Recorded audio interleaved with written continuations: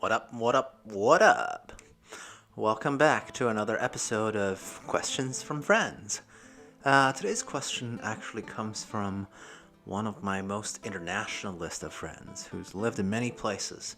And she asked me, what do I think is the difference between Bay Area in Northern California and New York City? This is an interesting question, actually. Maybe a bit of a pros and cons list for posterity's sake, right? Because I've lived in both of those cities for a multitude of years, more in New York City than San Francisco / the Bay Area, right? But long enough, I think, to have a real opinion. So here's goes. I'm going to break it down to several major categories. Right? The first one, I think, is the one that most people are very curious about, which is cost of living. Okay, so you read in the papers that the Bay Area is the most expensive place to live in the United States, maybe barring somewhere like Honolulu or something like that. But it's up there, even edging out New York City. I'm going to have to disagree on that front, okay? The reason why the Bay Area is considered relatively more expensive is because for some reason the building policy in this multi-city region has been incredibly not friendly to tenants, okay? So they don't let people build up, right? That's what happens in most cities when more people come in, people build up. Not so in San Francisco and San Jose and generally every town in between. So because of this, the average price is a little bit higher, but when you call, this area the Bay Area, you can always find cheaper housing by simply, going further out, right? Because this area is also a bit more car-focused than New York City. And on the other side, in New York City, I think the ceiling is much, much higher, right? Like if you live in Manhattan and you want to be able to be really close to work, it's incredibly, incredibly expensive. But the good thing about the cost of living in New York is that there is an actual workable public transportation system. So you could live further out in one of the 5 boroughs and still be able to go to work wherever the office is, right? Usually, I think majority of the office is in downtown, midtown, in those areas, which is in Manhattan, right? So I would say on cost of living, New York City probably is a little bit cheaper, but not for the reason that you think. It's cheaper just because it's designed as a real city, right? A coherent city. Whereas the Bay Area is split into, at least, on the northern end, San Francisco and Oakland, on the southern end, San Jose, and a lot of these small towns and burbs in the middle where a lot of tech companies are. And because of this splintering, there's no real particular center to the Bay Area. Most people would like to think it's San Francisco, but, these days people move there for tech jobs. So San Francisco is not really the center of the Bay Area, I wouldn't say. It's one of the focal points, yes, but not center quite. It's not the same, right? So because of the difference in design philosophy, or rather the lack thereof of a design philosophy for the Bay, I'd say New York City actually has a slight edge on cost of living. Unless, of course, you are one of those Americans who can't give up your car.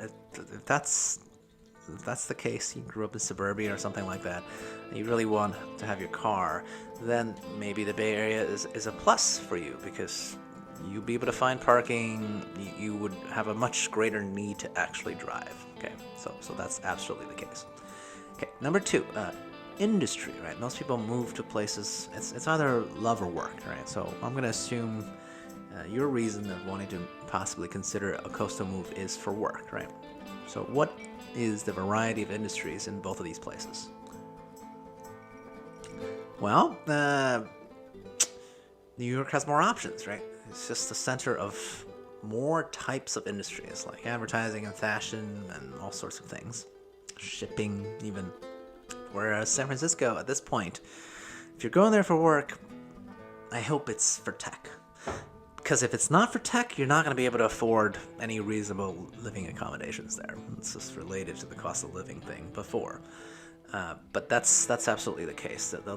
Everything is tech or tech adjacent, right? Like you could have like venture capitalists and finance people, but all they're doing is funneling money into tech, right? So to me, this is a bit of a one-trick pony, right? The influx of new tech people, drives prices up, right? I mean, I was part of that wave, and I don't really feel bad about it, right? Lots of people are like, oh, gentrification is bad, and I'm like, look, this is a free country, and it's a capitalist country and a free country, so you can't afford, rising rents. That sucks, right? But that's not the problem of private enterprises, right? You could ask your government to help you, but to be honest, the local government's NIMBYism is the reason why there's a lack of supply for housing to begin with, or affordable housing in this case. Okay, so to me, for industry, New York City has a slight edge here, right? Just due to the variety that's available. Number 3, weather. Now, I spent my childhood in New York City, my adolescence, my formative years. So I would have to say the Bay Area definitely has better weather, okay? Because you don't have to deal with snow unless you want to. I mean, I find it interesting that only people from the West Coast, out of the people that I know, will actively go search out snow. I find that hilarious because I've had to dig my own car out of snowstorms, and I've never enjoyed that aspect of the four seasons. So Bay Area to me is fantastic. It's generally springy to hotter, spring weather and upwards. That's perfect. Light jacket and a scarf will pretty much solve all your problems. So way better weather. And I'm talking about the Bay Area as a whole, not just San Francisco. If you just go to San Francisco, yeah, you might live in a neighborhood that never see any sun, and that's kind of depressing. But at least it's not going to be cold, and you won't have to dig out, your car from the snow. So, still a plus. Okay, number 4, nature. Okay, this is a good one, I think. This is definitely another one that, as a lifelong urbanite, I just haven't really thought about it. If you live in New York City, you want to go to a park in the middle of the city, Central Park is it, okay? And I wouldn't call it a great place to appreciate nature so much as a great place to run into a whole lot of people. Okay, so it's not enough land for the amount of people that lives nearby.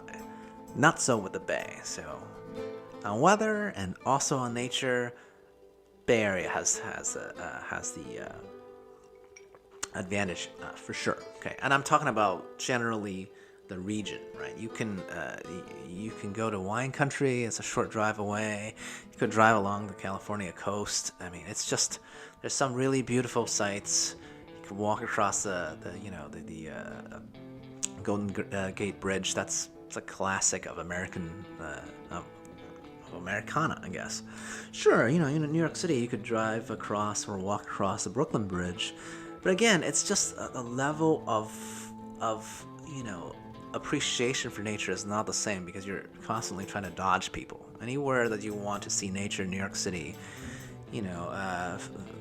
autumn season apple picking outside of the city a little bit, you can go do that. But if you're thinking about doing it, so is another 1,000 people from close by. So I would say, like, if you're the kind of person that needs to take a weekend trip and generally just get away from people, Bay Area is much, much better. Okay, number 5. Culture. Now, this is an interesting one. What does culture mean? To me, that's I'm going to divide it into 2 distinct groups. So one is the arts, right? And in this sense, a lot of people would say, New York City has the arts down. That's true. New York City has more museums, more places where you can see shows, Broadway, and all that jazz. But I'm gonna have to say, for the population size that the Bay Area has, at this point, this is a toss-up. Okay, everything has to be taken, within the context of the area that it's in, right? And I would say the arts generally follow the money, okay? And these days, Bay Area is super flush. That's why the basketball team's getting a new stadium. I'm pretty sure the football team is also getting some new stadiums, but the ballet is doing really well. The opera house, very beautiful place. I've been to all these things, and I gotta tell you, it's you will not get no complaints about the arts, to be honest. So that's the show part, the entertainment business part, right?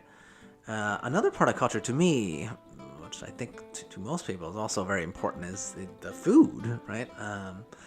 And I noticed, at least from my life experiences, that on the West Coast, especially the Bay Area, the floor for food is just higher, right? Like you could go to like any brunch place, it's gonna be pretty damn good, okay? I think that's fantastic, right? Because to me, it's like, I love brunch, and occasionally I'll go for a super fancy meal, right? But the super fancy meal is always gonna be the exception, not the rule. And in the Bay Area, higher floor means you can. It's rare for you to like have a terrible meal, especially if you use the internet and Yelp. So I think you'll be all right. Whereas I think in comparison, New York City has some real dives that are just it's gonna give you the runs if you don't know what you're doing, right? At the same time, the ceiling's higher in New York City, right? Like there's more Michelin star restaurants. Obviously, it's just a much bigger city, and you could go to every restaurant in your neighborhood within a year, and then the next year there will be more restaurants for you to go to, right? So more turnover, more variety. I mean, it just depends on what you're looking for, right? But then someone else might point out, like, hey, look, you can get better tacos in California. That's true if you love tacos, but New York City will provide you, more variety in terms of like ethnic foods. Definitely more than the Bay Area. But still, you don't have to wonder as much. Like to me, like you can definitely get away with any kind of food. Okay, finally, people. Yeah, this is a questionable one. I think, at least in the circle that I ran in, which is, tech company circle, this is a little strange because all the transplants to the Bay Area, almost by default these days, work in tech, which to me is the group of very sanctimonious people, and that's kind of horrible, right? Like people who think that they can change the world when all they're looking for is a quick startup exit, okay? And those are the followers. Now, to be clear, there's a brand of leaders that are absolutely astounding that you can't compare to any other group in the Bay Area. But the difference is, I think, in New York City, you find people with a much, much bigger variety in terms of, like, life goals. I don't just mean, like, diversity in culture and race. I mean in terms of what they think are the goals in their lives, right? Because it's a bigger group. There's people from different places who have different goals in life. And to me, that makes it slightly better. But that could just be, honestly, my nostalgia showing, okay? In conclusion, honestly, both of these are great cities. I think they actually have more in common than not. And assuming your general preference is towards cities, you really can't go wrong with either. Just be aware of, all the things that I've mentioned, and I think you'll have a great time. All right? Have a good night.